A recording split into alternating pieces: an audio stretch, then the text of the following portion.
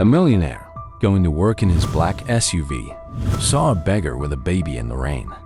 She begged outside his luxury SUV every day. What she didn't know about the man inside would change both their lives forever. Thunder cracked outside the 40th floor window. Richard Morton's hand jerked, sending coffee sloshing over the rim of his cup onto his Italian silk tie. He grabbed a tissue from his desk, dabbing at the brown stain spreading across the blue silk. "Shit," he muttered, glancing at his Patek Philippe watch. 8:45 a.m. board meeting in 15 minutes. Rain pelted against the bulletproof glass of his corner office. Below, the city looked like a smeared watercolor, all grays and blacks in the downpour. Lightning flashed, illuminating the framed photograph on his desk. His mother standing in front of the old homeless shelter, her arm around a younger version of himself. His intercom buzzed. "Mr. Morton?" Sarah's voice crackled through the speaker. "The board members are gathering in the conference room." "On my way." Richard straightened his stained tie and grabbed the settlement eviction papers from his desk. The stack felt heavier than usual. The elevator ride to the 42nd floor was silent, except for the soft hum of machinery. Richard caught his reflection in the polished steel doors, gray starting to show at his temples, lines around his eyes deeper than he remembered. The conference room fell quiet as he entered. 12 faces turned toward him, all wearing the same expectant expression. Tom Chun, head of development, stood at the front of the room, digital presentation ready. "Morning, everyone." Richard took his seat at the head of the table. "Let's make this quick." "Tom?" Chun clicked his remote. A satellite view of the settlement appeared on the screen. As you can see, the area in red represents phase 1 of the development. We've prepared the eviction notices. All we need is your signature, Richard. Through the floor-to-ceiling windows behind Chun, lightning split the sky. Richard's phone buzzed in his pocket. A text from his son, Marcus. "Dad, we need to talk about the settlement. Now." "Mr. Morton?" Chun's voice pulled him back. "The signatures?" Thunder rolled across the city. Richard reached for the papers, his Mont Blanc pen heavy in his hand. Another buzz from his phone. "Those are real people you're throwing out in the storm. Could we have the room, Tom?" Richard set down his pen. "I need a moment." The board members exchanged glances but filed out silently. Alone, Richard walked to the windows. 42 floors below, his black SUV sat in its reserved spot, raindrops bouncing off the wax surface. A figure caught his eye, a woman in a soaked gray hoodie, clutching something to her chest. As lightning flashed again, he saw it was a baby, wrapped in what looked like a blanket. His office phone rang. "Richard." Sarah's voice was tense. "Security reports protesters gathering at the main entrance. They're from the settlement, and your son is with them." Richard watched the woman below struggle with a piece of cardboard, trying to shield her baby from the rain. His hand went to his tie, fingers running over the coffee stain. The photograph on his desk seemed to stare at him, his mother's face, kind but disappointed, just like in those final days before cancer took her. "Sir?" Security this time. "The protesters are blocking the garage exit. Should we remove them?" Below, the woman had managed to prop her cardboard against the SUV's wheel, creating a tiny shelter. The baby's cries were lost in the storm, but Richard could see its tiny face, red from crying or cold or both. His phone buzzed again. "Marcus, I'm downstairs. This ends today." Richard grabbed his umbrella and coat. "Tell them I'm coming down." The elevator seemed slower this time, each floor ticking by with agonizing precision. His reflection looked back at him, tie stained, hair slightly disheveled. His mother's voice echoed in his memory. "The measure of a man isn't in what he owns, Richard. It's in what he does when no one's watching." But everyone was watching now. The garage door opened with a mechanical groan. Rain blew in, along with the sound of chanting protesters. Richard's shoes clicked against the concrete, as he approached his SUV. The woman looked up, clutching her baby tighter. Her eyes were the same shade of brown as his mother's. "Please," she whispered, voice barely audible over the rain. "We have nowhere else to go." Behind her, through the garage entrance, Richard could see Marcus holding a protest sign, their eyes meeting across the distance. Thunder cracked overhead, and everything changed. Rain poured into the parking garage. The protesters' chants echoed off concrete walls, growing louder. Richard stood frozen, his Italian leather shoes soaking in a puddle, as the woman with the baby huddled against his SUV. "Security to the garage," crackled his radio. "Stand by for protester removal." Marcus's voice cut through the chaos. "Dad, don't you dare!" Richard's son pushed through the crowd, his college hoodie drenched. The protesters parted, their signs drooping in the rain. Marcus stopped 10 feet from his father, chest heaving. "They're going to drag her out," Marcus said, pointing at the woman. "Just like you're dragging everyone out of their homes." The baby started crying. The woman tried to soothe it, rocking back and forth, her wet hair plastered to her face. "What's your name?" Richard asked her. She looked up, startled. "Anna," her voice cracked. "Anna-chan." Richard's stomach dropped. "Chan? Any relation to my father worked at your factory." She pulled the baby closer. Until the accident, the garage filled with the heavy boots of security personnel. 6 guards in black uniforms formed a line behind Richard.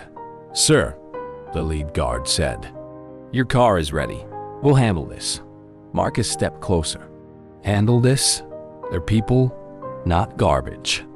The baby's cries grew louder. Anna tried to stand but slipped on the wet concrete. Richard reached out instinctively, catching her arm. Camera flashes exploded from the garage entrance. Smartphones rose above the crowd. Morton," a reporter shouted. "Is it true you're personally overseeing the evictions? Get them back." Security rushed forward, forming a barrier between the protesters and the SUV. Anna's legs buckled. Richard felt her weight sag against him, the baby pressed between them. Her skin burned with fever.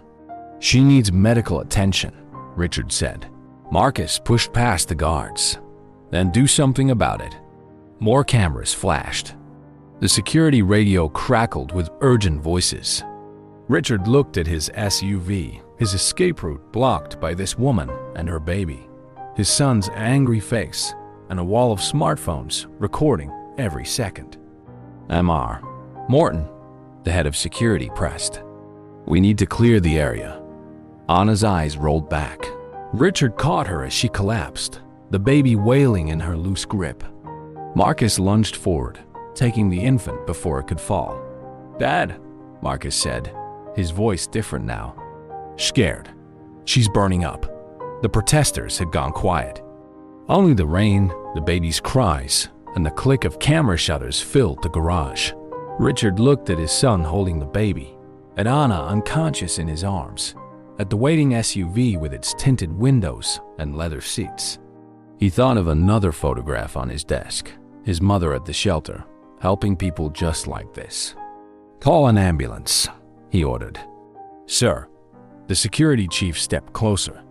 "The board, I said call a fucking ambulance." The garage erupted in activity. Protesters pressed forward, phones recording. Security radioed for medical support. Marcus cradled the baby, whispering soft words. Richard's phone buzzed in his pocket. The board. He ignored it. "The nearest hospital is 10 minutes away," a guard reported. "Ambulance says 15 in this weather." Richard looked at Anna's pale face, then at his SUV. "Marcus, get in the car. We're taking them ourselves." His son's eyes widened. "What? Now?" Richard lifted Anna into his arms. "Back seat. Keep the baby warm." Security scrambled to clear a path. Cameras followed their every move. Richard laid Anna across the back seat, her wet clothes soaking the leather. Marcus sat with the baby, using his hoodie as a blanket. M.R. Morton, the reporter again. Is this a publicity stunt? Richard slammed the door shut. Through the tinted windows, he saw his reflection. Tie-stained, hair wild, expensive suit soaked through. He looked nothing like a CEO. The engine hummed to life. On the passenger seat, his phone lit up with incoming calls. The board, legal, PR. He turned it off. "How's the baby?" he asked, pulling out of the garage. "Scared," Marcus answered. "But okay." Anna's breathing is shallow. Richard hit the gas, tires spraying water. The SUV carved through flooded streets, wipers at full speed. Other cars pulled aside at the sight of the black vehicle's aggressive approach. "Why are you doing this?" Marcus asked quietly. Rain hammered the roof. Anna moaned in her fever sleep. The baby had stopped crying, perhaps soothed by the car's motion. "Because," Richard said, running a red light, "your grandmother would have done the same." They reached the hospital in 8 minutes. Richard carried Anna through the emergency room doors, Marcus following with the baby. Heads turned at the sight. A man in an expensive suit, soaking wet, carrying an unconscious woman, trailed by a college kid with an infant. "She needs help," Richard told the startled receptionist. Now, medical staff rushed forward with a gurney. As they transferred Anna, a card fell from her hoodie pocket. Richard picked it up, a faded employee ID from his company's factory. The face in the photo was younger, healthier, smiling. Thomas Chun's daughter. "Dad?" Marcus stood beside him, still holding the baby. "What are we going to do?" Richard's phone lay heavy in his pocket, still off, probably flooded with messages. The board would be furious. PR would be in crisis mode. The settlement eviction papers sat unsigned on his desk, 42 floors above the city. Thunder rattled the hospital windows. On the gurney, Anna's eyes fluttered open for a moment, finding Richard's face. "Please," she whispered again, just like in the garage. "We have nowhere else to go." Richard touched the coffee stain on his tie, now cold and wet against his chest. "Yes," he said, "you do." The hospital waiting room smelled of antiseptic and wet clothes. Richard sat in an uncomfortable plastic chair, his Italian suit drying stiffly. Marcus paced nearby, the baby finally asleep in his arms. "Mr. Morton?" A nurse appeared with a clipboard. "Miss Chun's fever is breaking. She's asking about her baby. Can we see her?" Marcus asked. The nurse nodded, leading them down a fluorescent-lit hallway. Richard's shoes squeaked against the linoleum floor. Room 147. Anna lay in the bed, and 4 in her arm, her wet clothes replaced by a hospital gown. "Emma," she whispered, reaching for her baby. Marcus carefully transferred the sleeping infant to her arms. "Thank you." Richard stood awkwardly by the door. His phone vibrated again in his pocket. The 20th call in an hour. He pulled it out, screen lit with notifications. Breaking. Morton CEO rescues homeless woman settlement protest turns to drama as CEO aids victim video. Millionaire's choice. Watch the moment. "They're calling you a hero," Marcus said, looking at his own phone. "It's everywhere." Anna looked up sharply. "Hero? You're Richard Morton?" Before he could answer, his phone rang again. Sarah's number. "Richard, the board is in emergency session. They're streaming the news. You need to get back here." He glanced at Anna, at Emma sleeping in her arms. "I'm handling something. They're talking about removing you." Conway's pushing for an immediate vote. The room felt smaller suddenly. Richard loosened his tie, the coffee stain now a hard brown circle. "Dad?" Marcus watched him, concerned. "I have to go back." Richard moved toward the door, then stopped. He pulled out his wallet, withdrew his personal card. "For anything you need, both of you." Anna didn't take it. "Like you helped my father?" The words hit like a physical blow. Richard's hand dropped. "What happened?" Marcus asked. Factory accident, Anna said. Dad reported the safety violations 3 times. Nothing changed. Then one day, she hugged Emma tighter. They paid us to keep quiet. Now they're taking our homes too. Richard's briefcase sat forgotten by his chair.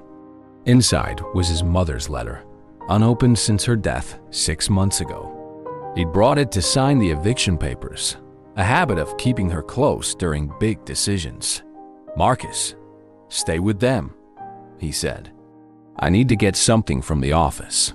The storm had weakened to a drizzle. Richard's SUV cut through puddle-strewn streets back to Morton Tower. In the lobby, employees stared as he passed, whispers following his squeaking shoes across marble floors. The elevator opened directly into his office. On his desk, the eviction papers waited. Beside them, his mother's photograph watched with knowing eyes. Richard picked up his briefcase, removed the letter. The envelope was cream-colored, his mother's elegant handwriting spelling his name. He broke the seal, unfolded the pages. My dearest Richard, if you're reading this, I'm gone. There's something you need to know about your father's death. It wasn't the heart attack that killed him. It was watching what the company became under the board's direction. The day they closed the shelter to build the factory, something in him broke.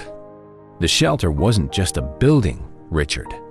It was proof that success and compassion could coexist. Your father understood that. I pray you'll remember it too. The land deed is in the safe behind my picture. Use it wisely. All my love, Mom. Richard's hand shook. He went to the photograph, swung it aside.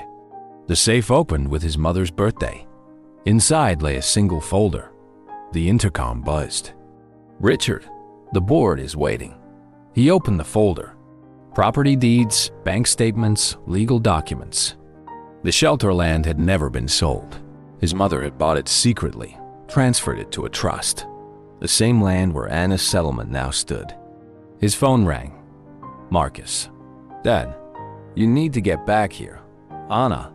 She's not doing well. She's asking for you. Richard looked at the documents, then at the eviction papers. A plan formed in his mind. I'll be there soon. There's something I have to do first. The boardroom fell silent as he entered, papers clutched in his hand. Richard Conway stood, face red. What the hell were you thinking? Richard walked to the head of the table. I was thinking about my father, and Thomas Chun, and every other person this company has buried in its climb to the top. This is about business, Conway sputtered. No. Richard dropped the property deeds on the table. This is about legacy. He pulled out his phone, dialed Marcus. Put me on speaker. Let Anna hear this. In the hospital room, his voice echoed off sterile walls. The settlement land, it's yours. All of it. My mother made sure of that 20 years ago. He faced the board. And the factory safety violations? We're gonna make those right. Every single one. Conway's face purpled. You can't. I already did. Richard straightened his stained tie. My mother left me a choice. Today, I'm making it. Through the phone, he heard Anna crying softly. Emma cooed in the background. Marcus whispered, Dad. The boardroom windows rattled as thunder rolled across the city one final time. The storm was passing. Something new was about to begin. Dawn broke over the city, painting Morton Tower in harsh orange light. Richard hadn't left his office all night. Empty coffee cups littered his desk. On every news channel, the same footage played on repeat. Richard Morton, soaked and disheveled, carrying a homeless woman through the rain. His intercom crackled. Sir, the emergency board meeting starts in 5 minutes. Richard rubbed his eyes. His suit, now dry, felt stiff and foreign. He grabbed his mother's property documents and headed for the elevator. The boardroom buzzed with tense conversation. Conway paced by the windows, phone pressed to his ear. Lawyers clustered at one end of the table, whispering urgently. Play it again, Conway barked at his assistant. The wall screen flickered to life. Breaking news. Morton CEO Richard Morton's dramatic rescue of a homeless mother and infant has taken an unexpected turn. Sources confirm the woman, Anna Chan, is the daughter of deceased Morton Industries employee Thomas Chan, who died in a controversial factory accident 5 years ago. Morton's own son, Marcus, was reportedly among the settlement protesters. Enough. Richard's voice cut through the room. Everyone turned. Conway slammed his phone down. Do you have any idea what you've done? Our stock dropped 12 points overnight. Sit down, James. Richard took his place at the head of the table. We're doing this my way. Your way? Conway laughed harshly. Your little publicity stunt just cost us millions. Richard spread the property documents across the table. These cost us more.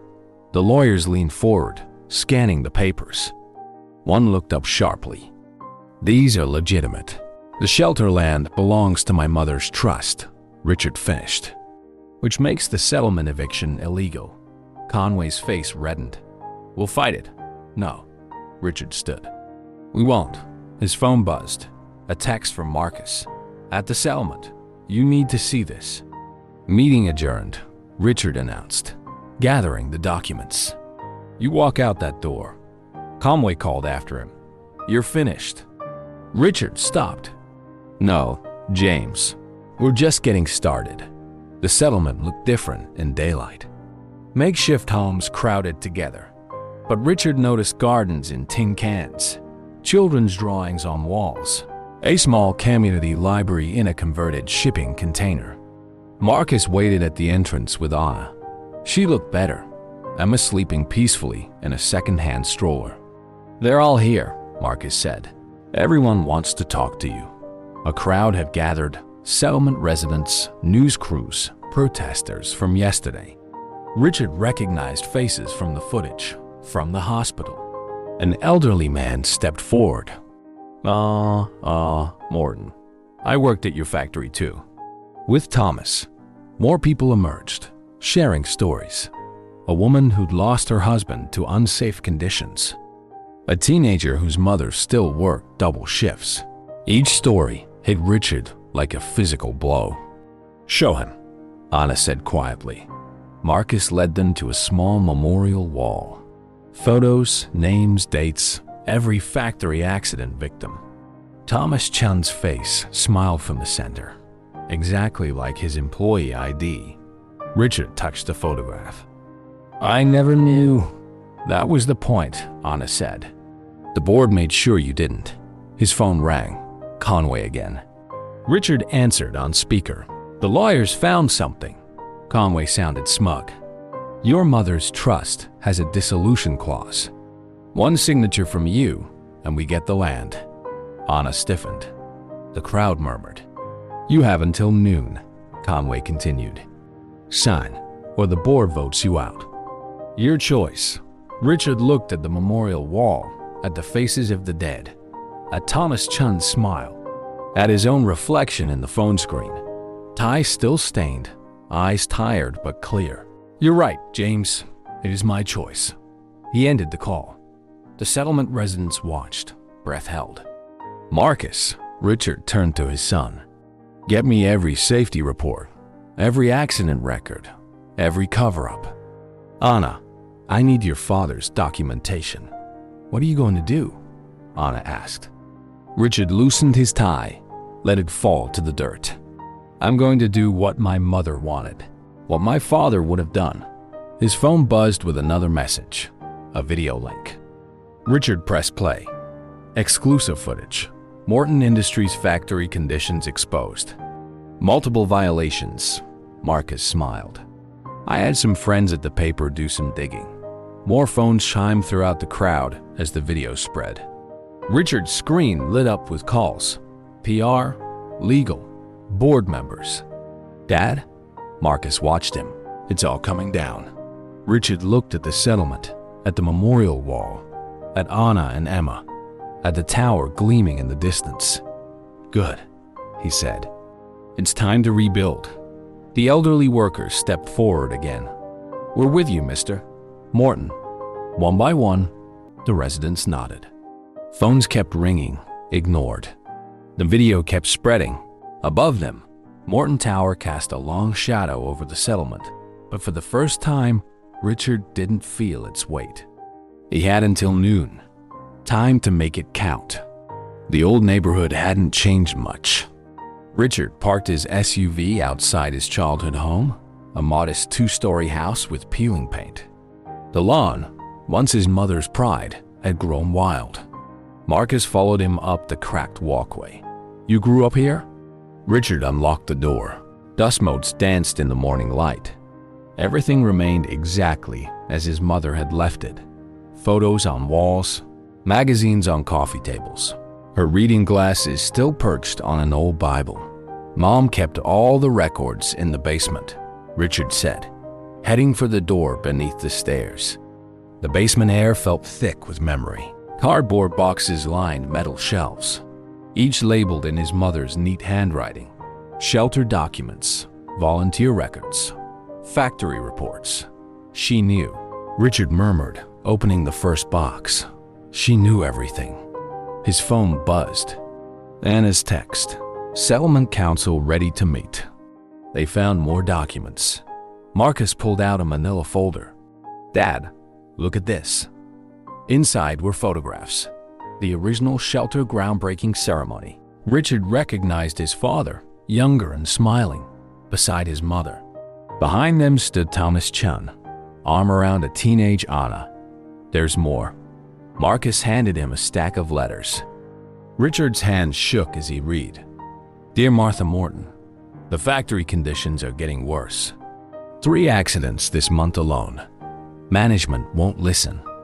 Your husband would never have allowed this. Martha, they're trying to buy our silence." Thomas refused. "He's filing another report tomorrow. Mrs. Morton, Thomas is dead. They're calling it an accident. Please, help us." The last letter was dated 2 days before his mother's death.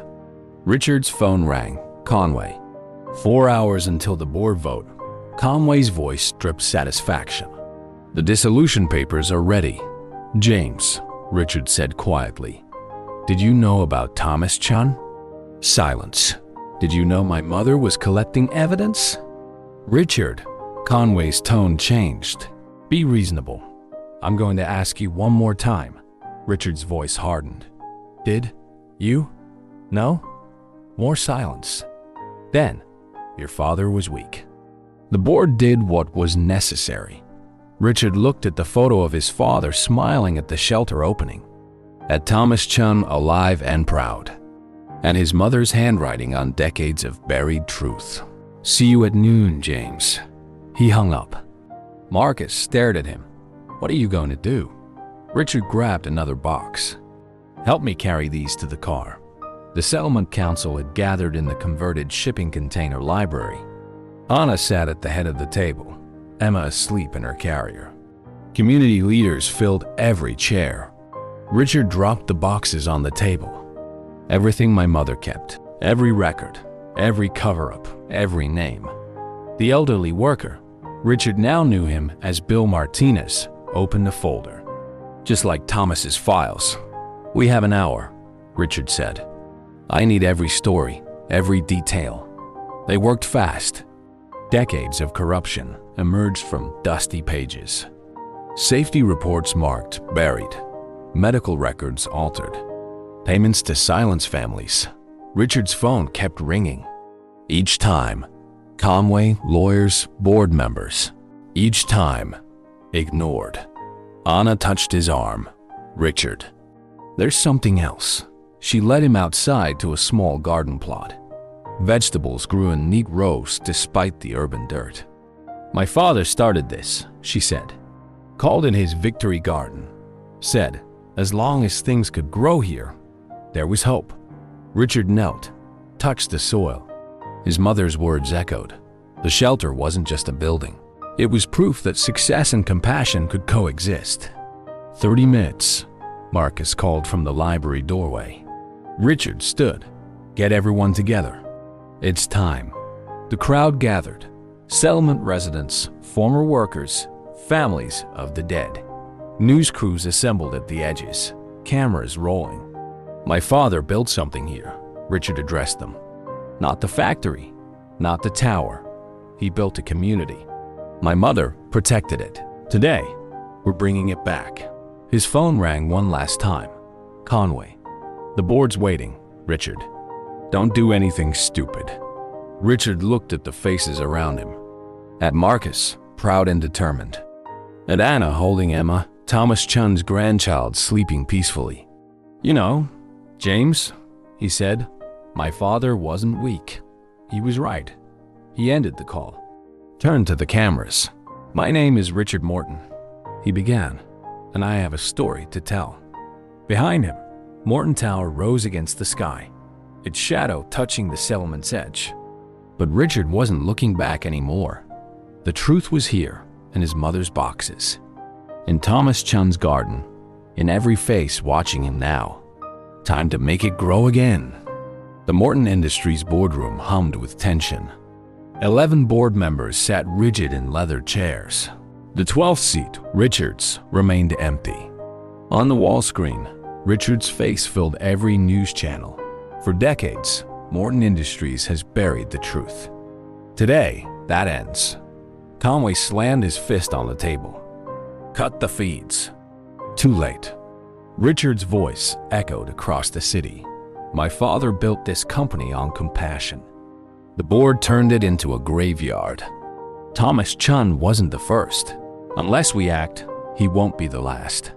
Richard's personal accountant, Ted Walsh, rushed into the boardroom, face pale. Sir, he's liquidating everything. Personal accounts, properties, investments, all of it. Conway's phone buzzed. Stock prices plummeting. Investors pulling out. Reporters demanding comments. Outside Morton Tower, the crowd grew. Former workers, settlement residents, signs bearing Thomas Chun's face. In the settlement library, Richard signed another transfer form. His hand steady, signature clear. That's the penthouse, Ted said. Summer house is next. Marcus watched the numbers fall. Dad, you don't have to… Yes, Richard cut him off. I do. His phone lit up. Sarah's message. Board voting in 10 minutes. Conway's calling for immediate termination. Anna entered, holding printed screenshots. Social media exploding. Hashtag Morton Truth trending. The video of Richard's rescue shared millions of times. They're calling for boycotts, she said. Global suppliers suspending contracts. Richard nodded, signing another form. Good. The settlement council gathered around the table. Bill Martinez spread out decades of safety violations. Photos of accidents, lists of victims. OSHS requesting all records. Bill reported. Federal investigation pending? Richard's phone rang. Conway, you're destroying everything, Conway shouted.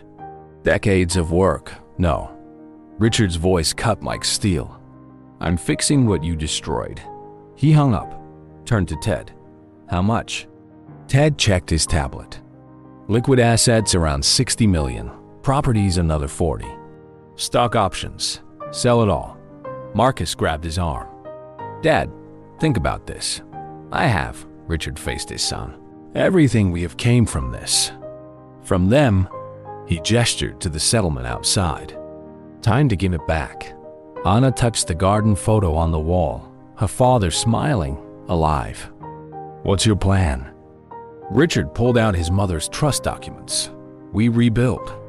Not just the shelter, everything. Safe factories, fair wages, real homes. They'll fight you. Bill warned. Let them. Richard's phone buzzed again. Board meeting starting. Final warning. He stood, straightened his jacket, his last designer suit. Stay here, he told Marcus. Help Ted process the transfers. Anna, get everyone's stories. Every detail. Every name. Where are you going? Marcus asked.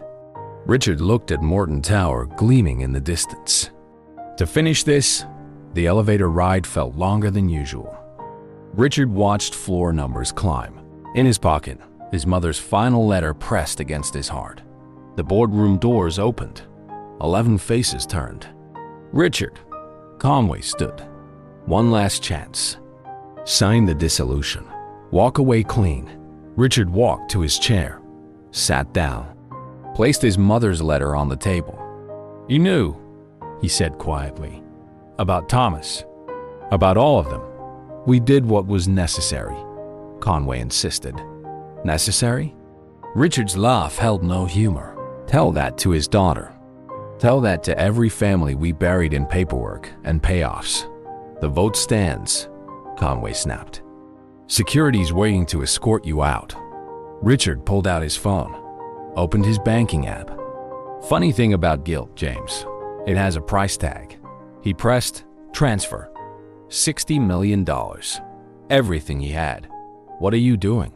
Conway grabbed his phone. Too late. The transfer completed. To the settlement trust. That's not even the best part, Richard smiled. Check your stock options. Conway's phone buzzed. Then everyone's phones. Stock in free fall. Richard's public statement hitting every network. You're finished, Conway sputtered. No, Richard stood. We're finished. The FBI's here. OSHA too. Every record. Every cover-up. Mother kept copies of everything. Security entered. Not for Richard, for the board. Federal agents closed behind. Mr. Morton, an agent approached. We'll need your statement. Richard watched Conway led away in handcuffs. Watched his empire crumble. Worth every penny. His phone buzzed. Marcus, it's done. Everything transferred. Richard smiled. Took one last look at the view from the top. Time to go home. Outside, cameras flashed. Questions flew. Richard walked past them all, straight to where Marcus and Anna waited. Ready? Marcus asked. Richard looked up at Morton Tower. His father's dream turned nightmare.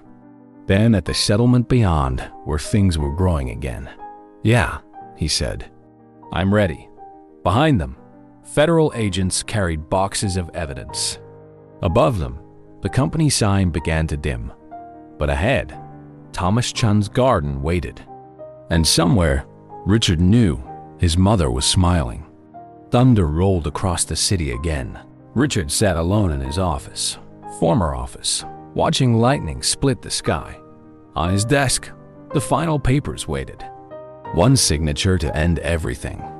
His phone hadn't stopped buzzing. FBI expands Morton Industries investigation. Conway faces federal charges.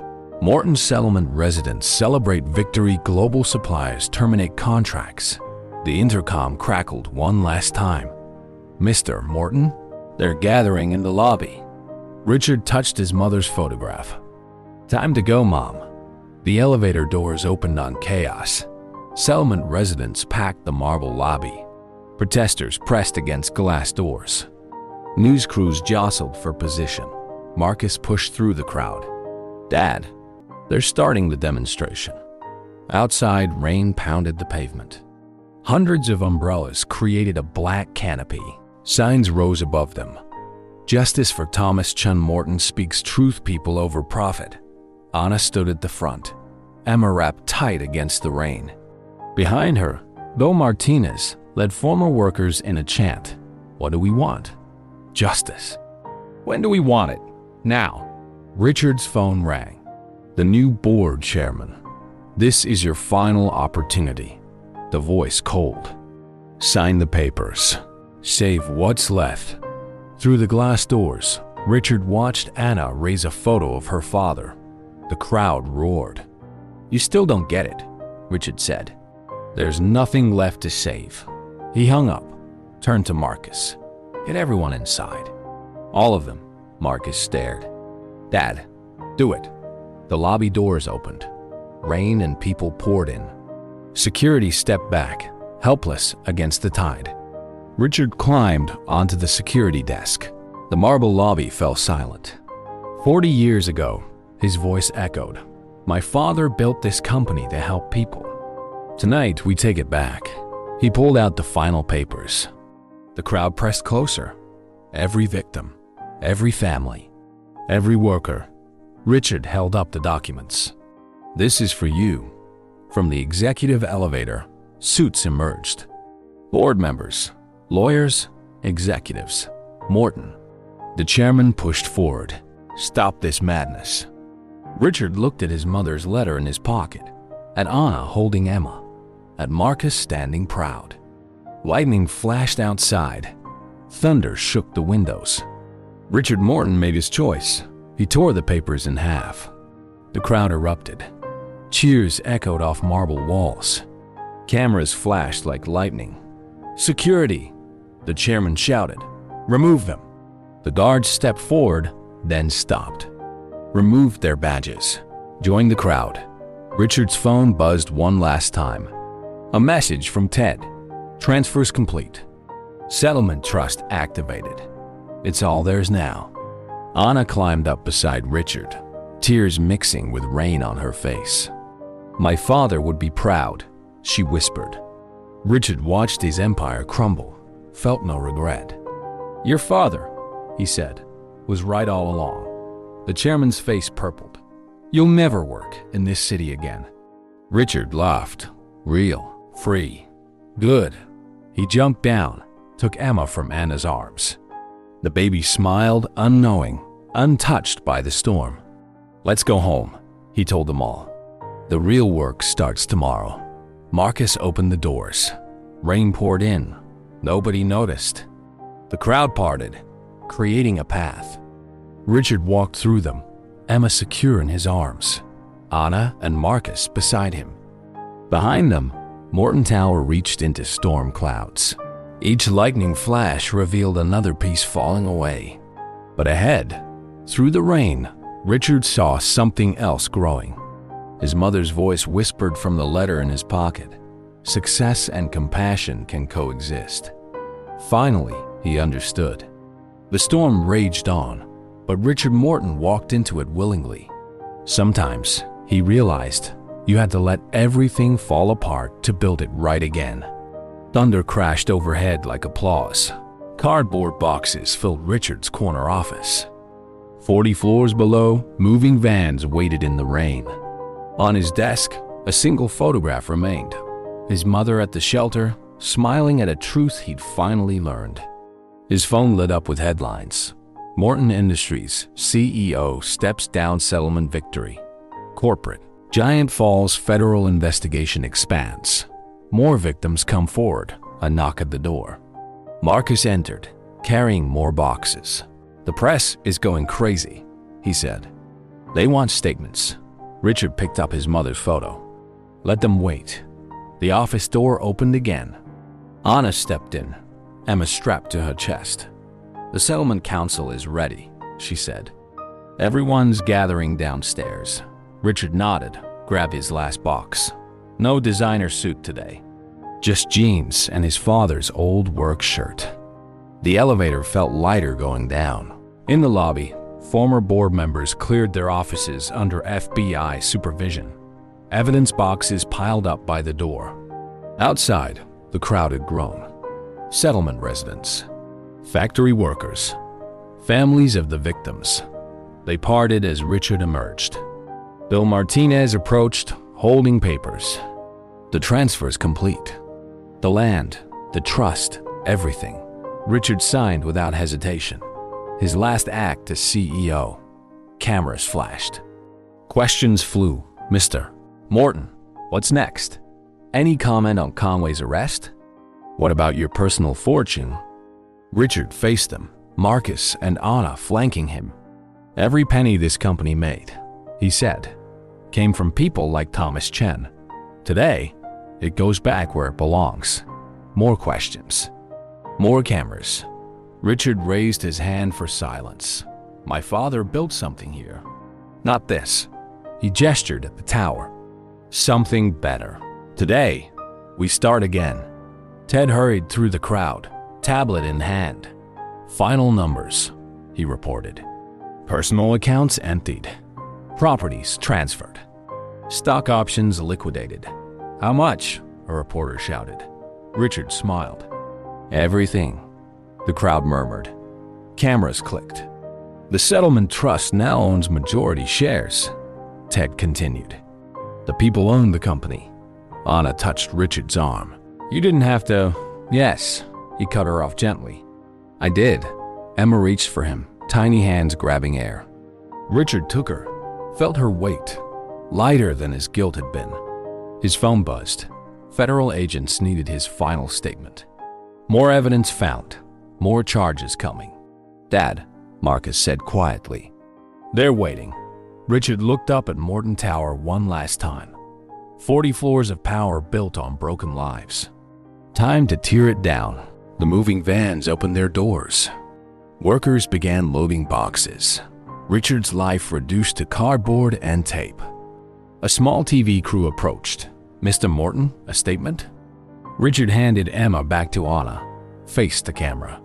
My name is Richard Morton, he began. And this is my confession.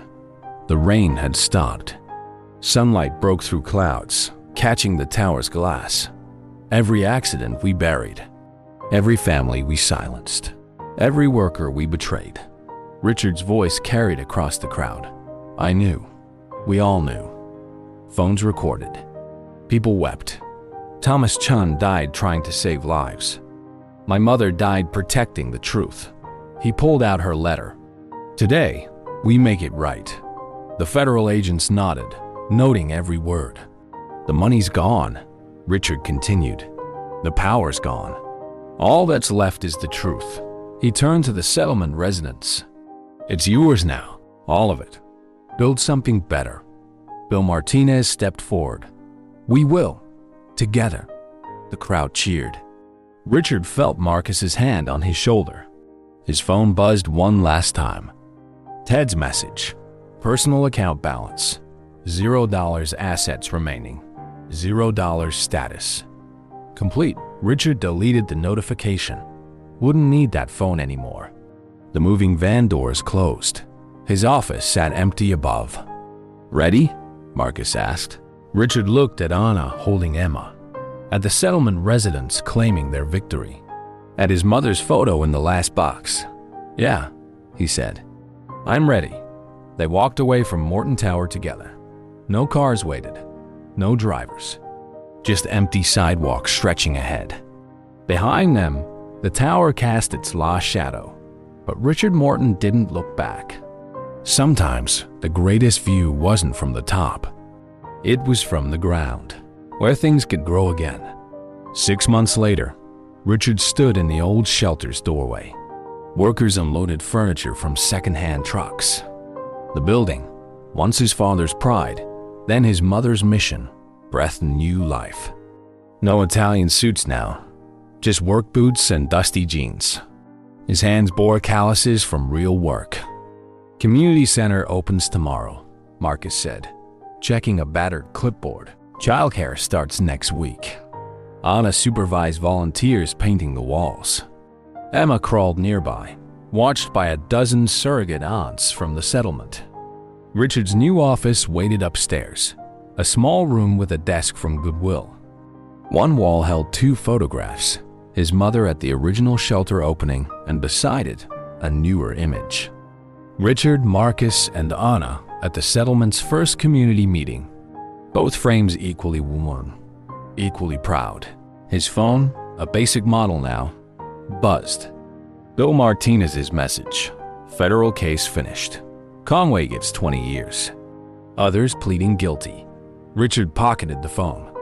Justice mattered less than what grew in its wake. The settlement had transformed. Gardens flourished where trash once gathered. A clinic operated from a converted warehouse. Thomas Chun's Victory Garden expanded across vacant lots. Mr. Morton? A young woman approached, holding a baby. I got that apartment you helped with. Started my new job Monday. Richard smiled. That's Sarah's program. She's the one to thank. Sarah, his former secretary, now ran job placement from the center's east wing. Her corporate skills served a better purpose. The sound of children drew him outside. A playground rose where Morton Tower's shadow once fell. The tower itself stood empty, its future in the community's hands. "Dad," Marcus called. "They're here." A bus pulled up. Former factory workers stepped out, carrying tools and blueprints.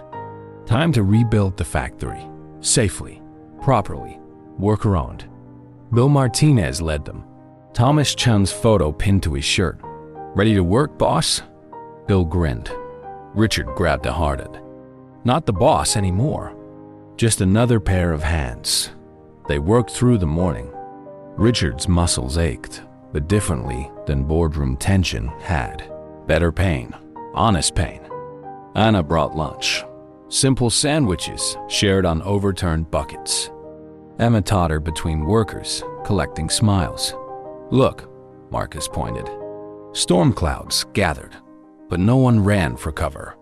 No one sought shelter in luxury cars or corner offices. The first drops fell. Richard tilted his face up, felt each one. His phone buzzed. Ted's monthly report. Settlement trust. Growing employment program, 89% success. Community center. Opening on schedule personal account. Still $0. Richard deleted it without reading further. Numbers meant something different now. "Storm's coming," Anna said. "Let it," Richard replied. They watched the rain together. The community center's new sign gleamed, Chun Morton Community Services. A reporter had asked last week, "Do you regret losing everything?" Richard had looked at Marcus teaching computer skills to settlement kids, at Anna organizing health services, and Emma growing strong in a community built on truth. "Losing everything?" he'd said. "No. I found everything." Single quotes. The rain fell harder. Workers continued their tasks. Gardens drank deep. Richard Morton stood in the downpour, surrounded by the legacy his father dreamed of, his mother protected, and he finally understood. No tinted windows, no marble walls, no leather seats, just rain on his skin, earth under his boots, truth in his hands. And somewhere, in a corner of Thomas Chun's garden, something new was growing. If you enjoyed this story, we'd love for you to support us by leaving a like and subscribing to our Slices of Life channel. We'd also love to hear from you in the comments. Which city are you talking about? It's very rewarding for us to provide our followers with an enjoyable moment. We appreciate the unconditional support you show us in every story. Blessings!